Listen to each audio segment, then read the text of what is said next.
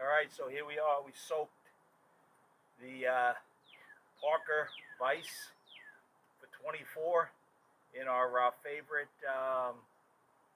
degreaser. This stuff should be super loose at this point. What we're going to do now is we're going to hit it with our Portland 1750 PSI power washer to blast off all the remaining remnants.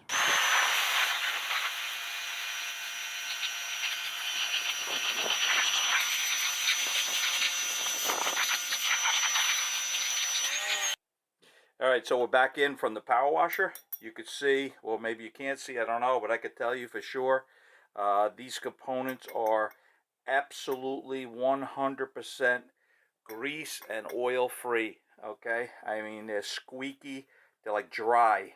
The entire thing is dry. You can actually see the surface rust starting to form. Okay, so pretty amazing. So yeah, so the only thing that's remaining on here is a little bit of the, probably the original paint, because we're down to black, just a very light coat of black paint. So as you can see, we got a brand new brass wire wheel, very soft brass wire wheel. Okay, it's an 8-inch.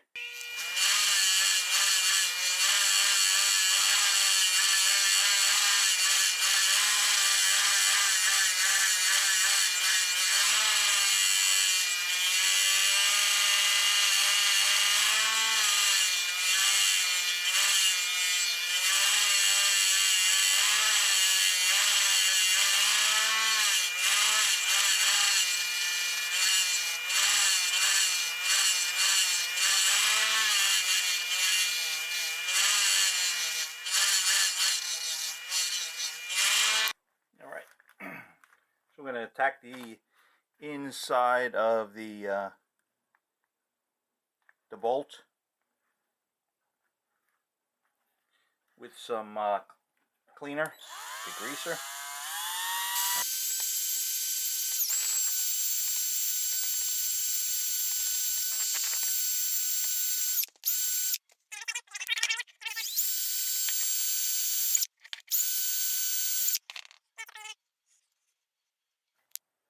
Okay, I'm going to show you something now that a lot of people don't know about. I just actually recently found out about it. Okay, I was wondering what this hole is in the front of the bolt of the ball. Okay, it's threaded, and so what that is that is a tapped hole where a bolt goes into with a spring. Okay, and what it does is when you have the handle in here, it puts pressure, it applies some pressure onto the handle. Okay, so picture a handle going in here. Okay, and then you know how the handle, if you're turning this and you let it go, the handle drops and slaps on the ball. Okay, what that does is, by tightening that up, it puts a little bit of pressure on the handle. Okay, so it won't slide around. Okay, so you know, if you wanted to put it in the middle and tighten that down, it'll stay in the middle. It won't fall, so you can just spin it. Okay, so yeah, so hopefully that has answered that question for you. It's more or less sort of like a set screw. Okay, so now that you know what that hole is for, we're going to use the same process with a smaller wire wheel to clean that out.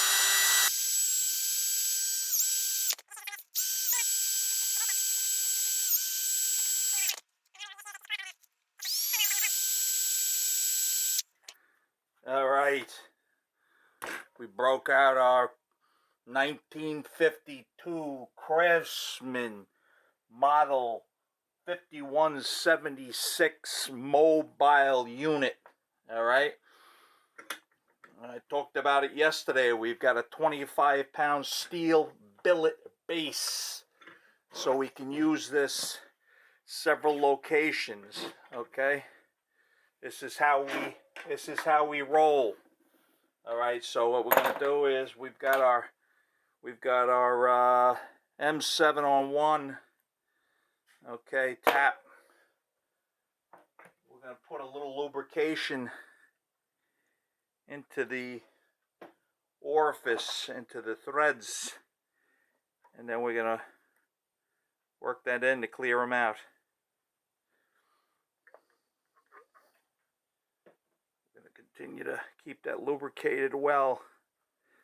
Alright, we're doing this to make sure the threads are nice and clean. That's going in there nice and smooth. So note, M7 on 1.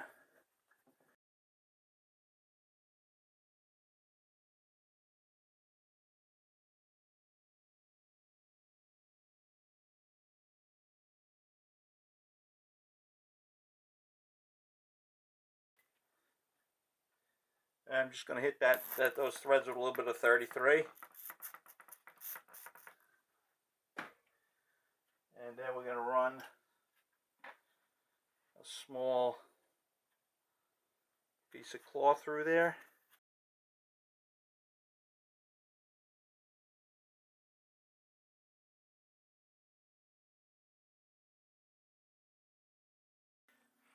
So we've got some rust. Really clean this well, but on the inside of the bolt or the auger, you know, where the handle goes through, got some rust that I'm having a very difficult time removing. Okay, so we're gonna annihilate that with some rust remover. All right, so we got some rust remover, liquid rust remover. We got a fresh swab, perfect size for this for the hole. We're just gonna saturate the inside of that with the rust remover. Okay. Alright, so that's been sitting a couple minutes. We're just going to wipe that down. I mean, that literally annihilated the rust that was in there. Wipe that out. Yeah.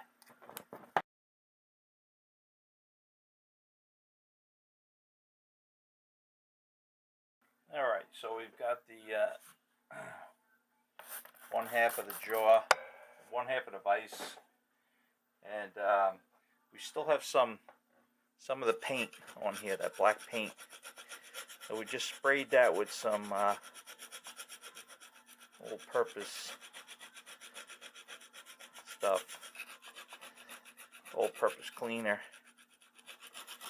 Okay, just really mainly to keep the dust down, because we're not sure if this is a lead-based paint or not.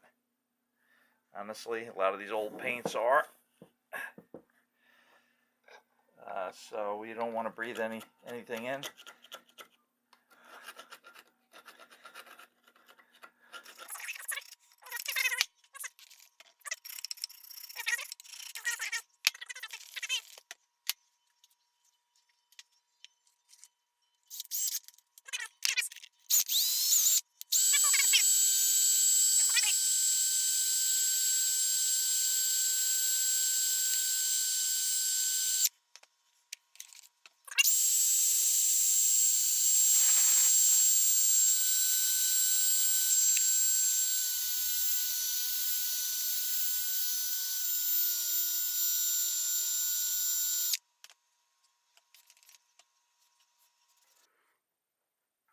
Okay, so we completely removed all the rust from the this half of the vise. All right, what we're doing now is we're treating it with a rust remover.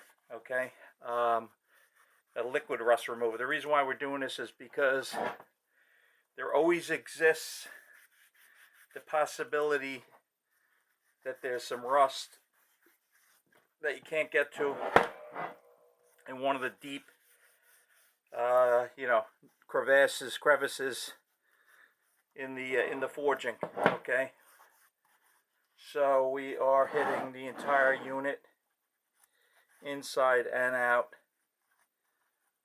We already, prior to turning on the recorder, we already did the entire channel in here. So this is done, completely rust free. We're just going to hit it again. Yeah. Yep. So we really saturated this, soaked this down well. So there is definitely going to be no rust on this unit.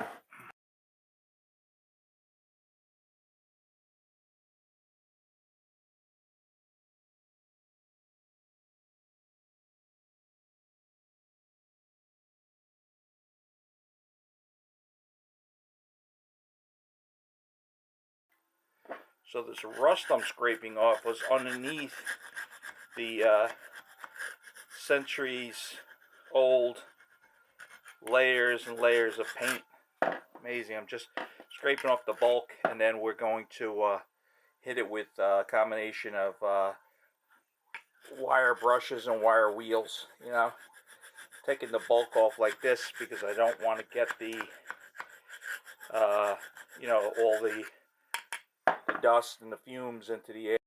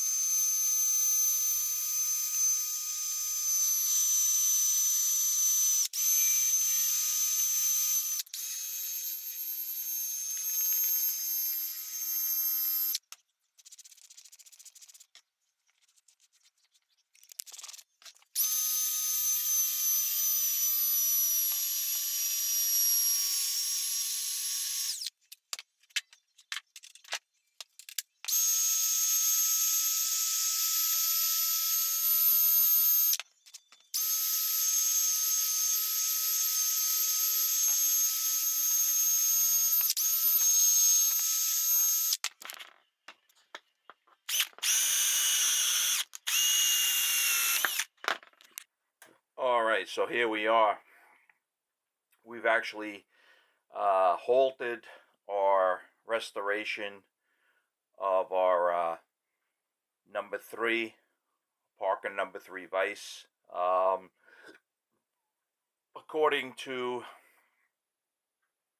information that I've recently received, apparently we have an extremely rare find, okay, in having a swivel base, a round base swivel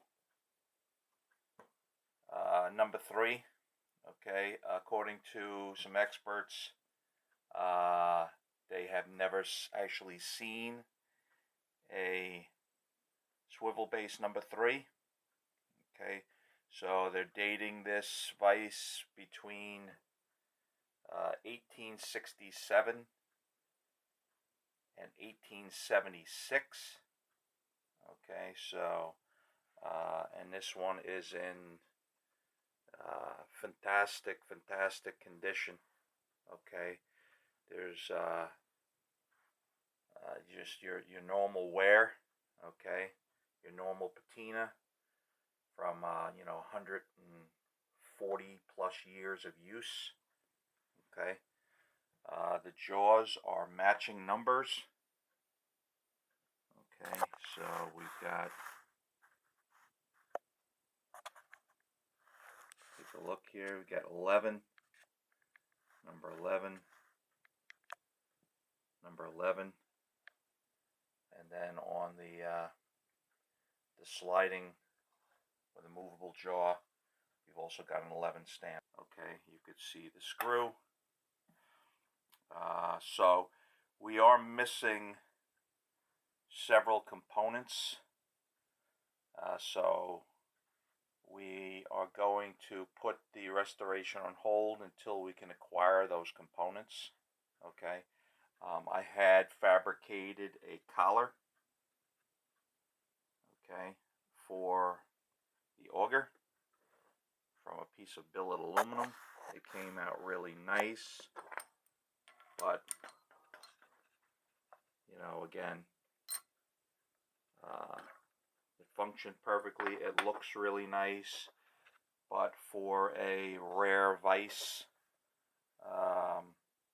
you know, vise such as this with the Rarity, we're going to hold off and